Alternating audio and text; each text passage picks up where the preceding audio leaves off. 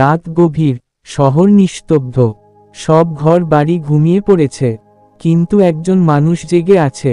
সে চোর, আর তার লক্ষ্য এক অলক সামান্য ঘর, যাকে সারা দুনিয়া জানে বড় পীর আব্দুল কাদের জিলানী রাহমাতুল্লাহ নামে। চোর শুনেছে পীর সাহেবের ঘরে আছে ধনসম্পদ, উপহার, অলংকার। আজ সে মনে মনে ঠিক করল চুরি করবই।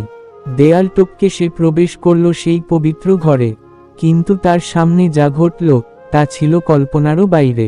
ঘর ছিল আলোকিত, কিন্তু কোনো আলো ছিল না। হঠাৎ তার কানে এলো আল্লাহু আল্লাহু।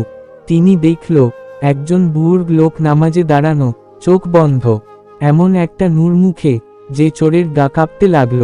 সে আর পা ফেলতে পারছে না, শরীর অবশ হয়ে গেল। চোর কেঁদে ফেলল, চোখের পানি থামানো যাচ্ছে না। জীবনে প্রথমবার মনে হলো আমি কত পাপী। সে বসে পড়ল মাটিতে, মাথা নিচু করে বলল, হুজুর, আমি চুরি করতে এসেছিলাম, ক্ষমা করে দিন। বড় পীর আব্দুল কাদের জিলানী রাহমাতুল্লাহ বললেন, ভাই, তুমিই ভাগ্যবান। আল্লাহ আজ তোমাকে হেদায়াত দিতে চেয়েছেন, তাই তোমাকে এখানে পাঠিয়েছেন। তিনি চোরের মাথায় হাত রাখলেন।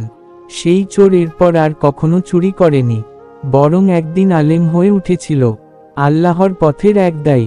ভাই ও বোনেরা, আল্লাহর রহমত সীমাহীন। আজও যদি কেউ গুনাহ থেকে ফিরে আসে, আল্লাহ তাকে এমন মর্যাদা দেন যা কল্পনাতীত। বড় পীর আব্দুল কাদের জিলানী রাহমাতুল্লাহ শিখিয়েছেন, কেরামত মানে আলো দেখানো নয়, মানুষকে আল্লাহর পথে আনা।